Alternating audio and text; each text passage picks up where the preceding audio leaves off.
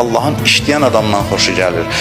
Dayanmadan aktiv fəaliyyət edən insanlardan xoşu gəlir. Amma bunların mənası o deyil ki, son məqsədin o işin nəticəsi olaraq nəsə qazanmaq olsun.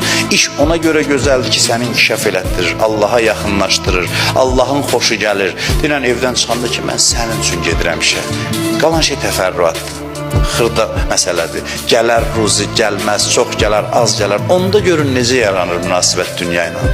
Onda görün dünyadan nə qədər ləzzət ala bilirsiniz. Onda ləzzət daha çox olur, artır. Bir insan biznesdə uğur qazanmaq üçün iş adamlarına mən bunu tövsiyə edirəm ki, bir qədər özünüzü çəkin dünyanın qabağında. Bu yazılmamış qaydalarda, amma qaydadır. Heç bir uğur layihələrində, treninqlərdə bunu demirlər ki, dünyaya həris olma ait iş adamı. Biraz özünü çək, işi də hesab kitabla gör, görünən nəticə gəlir.